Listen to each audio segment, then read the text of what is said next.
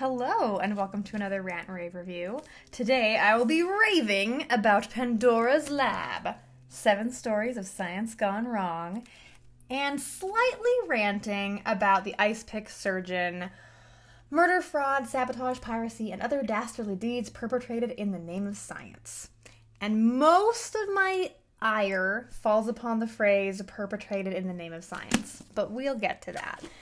First, this book. It is excellent if you're into mad science or nefarious deeds historically. If you want evidence for like why you can't just be like, well, a scientist said it, so it's great. It's like, scientists are human. And it's not anti-science. Paul A. Offit, his other book is Autism's False Prophets. He is one of the main people who's against the quack doctors who think there's a link between autism and vaccines. Like, Paul A. Offit is like, please vaccinate your children. Please, my stars. Yeah. So it's a good book, and it's 7 chapters, obviously. Well, 7 stories. Some of his things are quite lengthy. Like, one is about opium, like whatever the chemical in opium is, and he starts from like the dawn of its use in history all up through the opium wars and then the opioid crisis. And each chapter has a little, like, moral at the end. Like, it's all about the data or, other things like that. So that, yeah, some of them are quite lengthy. Most of them are more zeroing in. He has some things that are obviously evil, like eugenics. He talks about eugenics, and he talks about the German scientist who created Zyklon B and various and sundry, like, nerve gases and things. And, that's an interesting one because, like, he was basically like, of course I'll do this for my country, but then got a little too into it. Like, he had a framed picture of the first town they ever gassed, like, hanging in his office. And I'm like, okay. Like, maybe don't be a mad scientist, yeah. Evil. Like, just evil. I'm just like, What I like about this is, like, it shows that science doesn't equal morality. Like, I always like to say, science can tell you if you can build a nuclear bomb. It can't tell you if you should drop it on civilians. So, like, science can tell you how to make Zyklon B, or how to, well, actually, if you listen to science, you wouldn't do eugenics because it doesn't work. But also, you shouldn't do eugenics. Like, that's the thing. It is like, even if you could, like, sterilize, quote, the unfit, unquote, and, like, create a master race, like, should you? No, you shouldn't. Yeah, so it's like that. It's like, just because you can doesn't mean you should. Yeah, so there's obviously, like, evil examples like that. And then what I like are, what I would say, like, popular science gone wrong or popular science gone wrong. He has 3 chapters. One is about margarine and the whole, like, back in the day, it was like, oh, don't eat butter, only eat margarine. And then it was like, oh, actually, like, these weird, like, things are not as good for you as, like, the natural product. Hello? He talks about that. He talks about this one dude who, basically one of those, like, health gurus, and he was like, oh, if you take, like, 5 bajillion milligrams of vitamin C, it'll cure cancer. A, no, it won't. And B, like, it actually gives you a bunch of other horrible problems because you shouldn't take, like, massive amounts of chemicals. Even a good chemical, like, even water, you'll die if you drink too much. So, yeah. It's, like, anti-health nut, not anti-health nut, but like, we still suffer from this. Like, this is the biggest thing. You can't eat this. Don't eat it ever. Oh, eat, like, massive amounts of this. And it's like, or maybe just, like, chill the heck out and, like, actually look at the data and don't be insane. But the one I really liked, the popular science gone wrong, is the one about DDT and Silent Spring. Because it turns out that DDT is, like, not really that bad. It doesn't reduce, like, bird populations. It does reduce mosquito populations and therefore, like, decreases human deaths a whole bunch. But basically the chick who wrote Silent Spring took a bunch of anecdotal evidence and, like, wrote a really fancy book.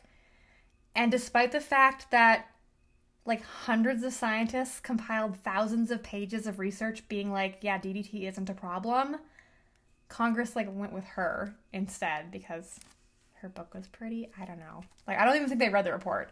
Yeah, and as the author points out, he was like, the U.S. had used things like DDT to basically essentially cure malaria, like, in America.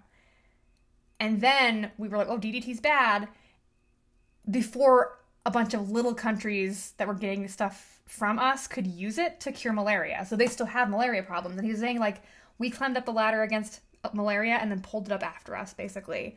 Yeah, which is, like, an interesting, like, lesson in general of, like, just because we might have used the means to do something, like, in first world countries, that doesn't mean we can just, like, ban it from, like, little countries that haven't gotten to use it yet. Aside from the fact that DDT isn't that bad. Yeah. It's really interesting. Like, again, like, he talks about morality and science, and he does a nice balance. It's very, very well written book. Very good. And then, my favorite chapter, because I'm a psychopath, is the one about lobotomies. Oh, my stars. So, like, you know, I knew, like, the popular ideas about lobotomies from, like, you know, old movies and cartoon shows randomly, and I'd rather have a frontal lobotomy or bottle in front of me than a frontal lobotomy, things like that, and, you know, One Flew Over the Cuckoo's Nest. I did not know that, like, the Icepick Surgeon of this title is referring to a lobotomist. Like, long story short, basically, I mean, it's bunk science from the get-go. Basically, there was this French study of these two chimps.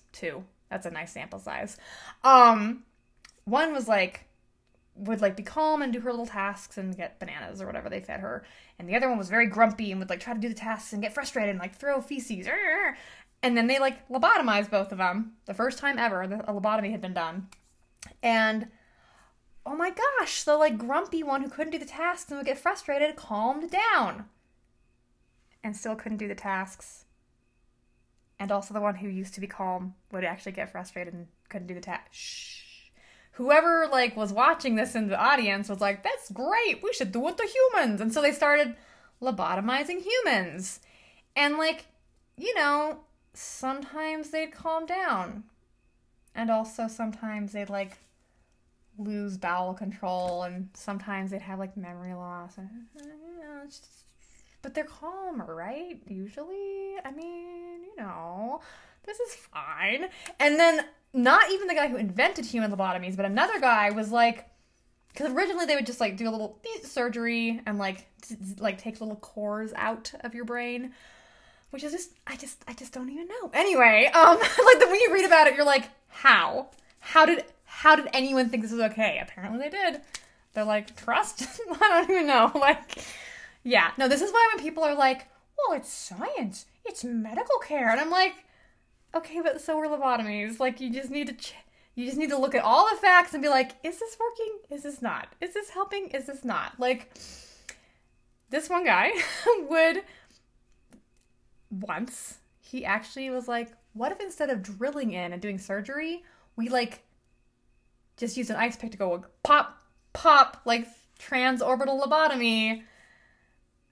And then he would use, like, surgical tools, but he would just go, like, there'd be, like, rows of patients. He'd be like, pop, pop, pop, pop. Like, horrifying. Including to the point where, like, one person, he, like, nicked their vein and they, like, bled out. And he's like, whatever. I'm just gonna still do hundreds of these. Like, he would just drive around the country doing them for, like, audiences of doctors. And, like, horrifying. Utterly horrifying. I wish someone would write an oral history of lobotomies where, like, because, like, apparently there are a few memoirs of people who had lobotomies done to them, which is cool. But I want to know, like, if you're some dude who's, like, 46 and you take your wife, who's, like, you know, depressed, to get a lobotomy, how do you live with yourself after that? Like, we don't talk about this, you know what I mean? I'm like, this is really messed up and horrifying and totally accepted by, like, many, many doctors. Yeah, like, and what the funny thing is, because, like, one of the things is, like, this guy, like, debunks some myths, and one of the myths he debunks is that this lobotomy surgeon had lost his medical license Turns out he never did. Yeah, no, this guy was just pop, pop, pop, pop, pop, like pop, pop, lobotomies. And he never, like, he was still licensed. This is totally fine. Totally acceptable medical science. Yeah. So, like, I feel like that chapter is worth the price of admission. It's so horrifying, but, like, really important. Really important of, like, anytime there's some weird medical procedure, like, is it actually curing something, or is it just a doctor who's a little too knife happy or icepick happy? Like, yeah. Yeah, because basically, like, this wasn't actually curing mental illness. It was just like, well, it'll, like, maybe make people with mental illness, like, easier to deal with? Question mark? Like, it's not for their good. It's not for your good. It's not good. It's not good. Like, it doesn't cure the problem, and it also usually leads to more problems, and also, like, destroys, like, your personality, and it's just creepy as all get out. Like, evil. Evil. Read this. It's a good book. Yeah, science gone wrong. Woo! All right, so it's really good. It's really well written as well. All right, let's get to the not as good one. It's not bad. It's just not great. So Sam Kean, he's a podcaster. So part of it was like his style. He jumped around a lot within each chapter, which I didn't care for. But that's just my thing. Like, that wasn't actually a problem. The main problem is this: perpetrated in the name of science. Because most of the things talked about, maybe half of the things talked about in this book, were not perpetrated in the name of science. They're, like, science adjacent. So, like, let me give you an example. The first one, Piracy, okay? It's about this pirate who also happened to be a naturalist, or perhaps you might say a naturalist who also happened to be a pirate. Yep. Like, he didn't do piracy to fund naturalism or vice versa. Like, he just was into both. Not done in the name of science. A better example of, like, this kind of a thing is the second chapter was about slavery, and it's about how naturalists, mostly because, like, it was there, would just, like, hop on board slave ships going to Africa and, like, or to the Caribbean, and, like, we're totally fine with the slave trade. They're like, yeah, like, this gets me to where I'm going. I can also get slaves to pick, like, specimens for me. And he profiles one guy who was anti-slavery, but because he basically was hanging out with slavers, eventually, like, was fine with it and actually, like, sold slaves to fund his research. I'm like, okay, that is perpetrated in the name of science. Like, okay, that is, like, you're doing a bad thing to fund your research. That holds up. But most of it doesn't. Like, it broke my heart. He has a whole part about grave robbing, okay? Grave robbing and body snatching, which, if you know, was a popular thing to do to sell bodies to scientists who would, like, not ask any questions. They're like, oh, you have a random body? This is fine. Yeah. People were a little weird back in the day. And there's two examples. One is these two guys who ran a boarding house where basically one of their lodgers died of natural causes, and they were like, shame if that body would go to waste. So they, like, brought it to one of their scientist friends and sold it to him, and he was like, neat, I don't need to know where this came from. And then the next few weeks, there was, like, an old lady at their boarding house who was like, and they're like, oh, she's sick, might as well help her along. And they just started murdering people, like, yeah, murdering lots of people and selling their bodies to dissectionists. And again, like, the scientists were bad because they're just accepting bodies, but the two murderers they weren't murdering in the name of science. They were murdering to get money. Like, if a random, like, carnival sideshow had been buying bodies and was willing to pay for them, these guys still would have done what they did. It wasn't in the name of science. They weren't, like, gung-ho mad scientists. They're just like, easy money, easy money. Yeah. And then the other one that made me so salty was, in a similar vein, he was talking about this dissectionist or anatomist at Harvard, where basically, like, he and another professor had, like, some monetary beef with each other, like, money issues. And so the anatomist killed the guy, and I'm thinking, and he, like, starts the whole chapter with this janitor, like, noticed something was up, and, like, he hadn't seen, this is suspicious. And so it's kind of like framed as like a true crime. And I was like, oh my gosh, did he dissect the body? Did he bring it into his like, you know, friggin' class? And they, oh my gosh, what happened? Oh, no, he just hid the body like in the coal chute.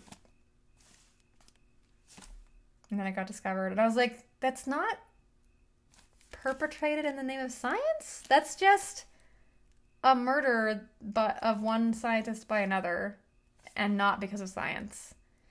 Like, I feel like maybe it's because he's a podcaster, so he's like going for like lurid stories, and I'm like, okay, like just, but don't frame it this way. Like this framing device kind of makes it awkward, where you're like, I mean, that would be a good story, I guess, but like it's not in the name of science. Not what I signed up for when I checked this book out from the library for free and didn't pay money for it.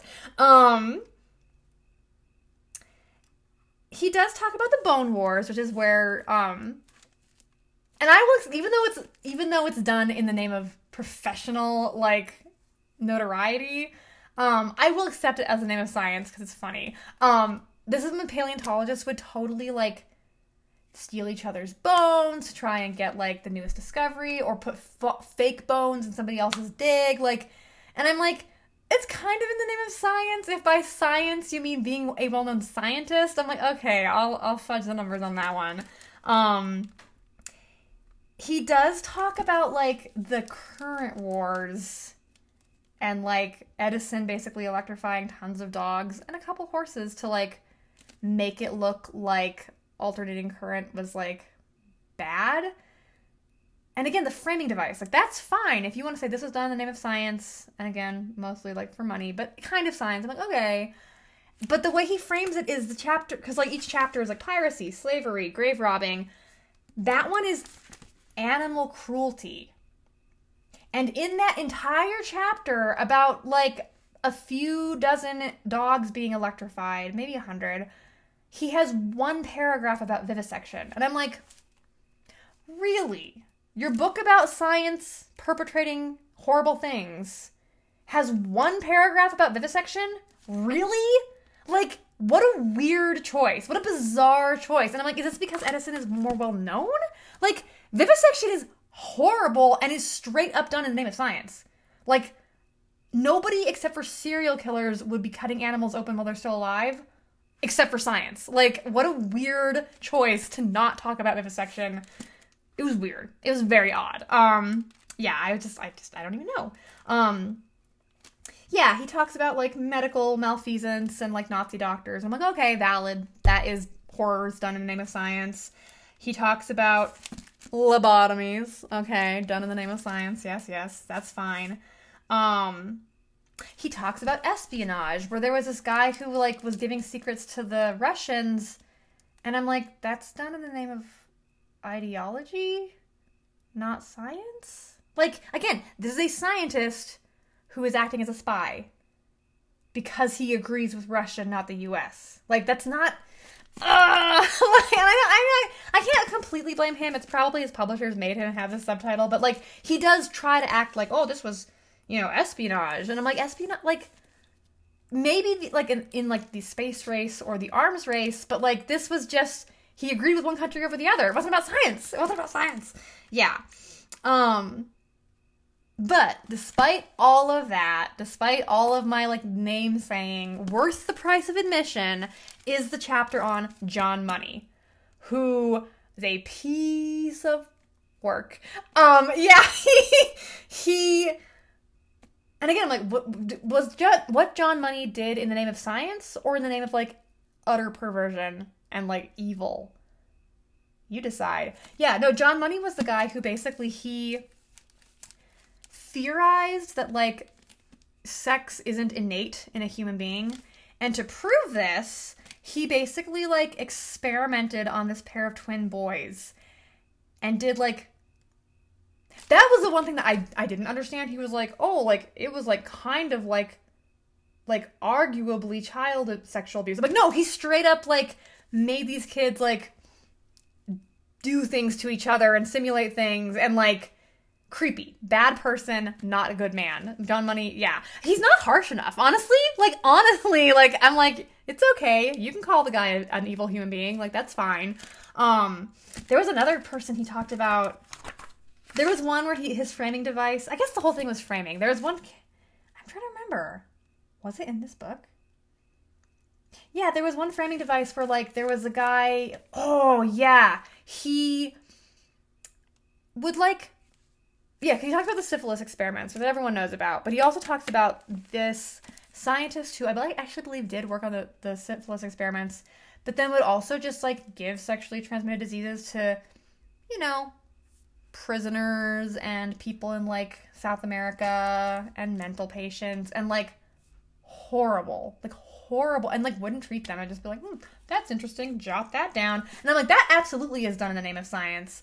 But hilariously, like, he's like, let's compare and contrast to this guy who did all these, like, terrible experiments on, like, you know, people and didn't care, you know, we can do this thing to this population, to this other scientist, wink, wink, who, like, helped women in third world countries with, like, reproductive choices. And I'm like, abortion. And he's like, and then at the end of the chapter, he's like, surprise, it's the same person. And it just shows, like, the, like, duality of man. And I'm like, no, it doesn't. Like, I'm like, fun fact, if you're like, hey, third world country ladies, rather than helping you raise your children, we'll just help you, like, get rid of them. Like, you are helping one set of people at the expense of the others. Same with your, like, oh, we'll cure STDs by, like, expending these expendable people. Like, this is the same mindset. Like, it's not a different mindset. Like, I don't know. He's such a weird person. Like, he's Sam Kean. I'm sorry, Sam, not you. You didn't experiment on people. But you just, like, yeah, it's so odd how he's, like, again, like what he chooses to talk about. He's like, vivisectionists. Why would I talk about vivisectionists?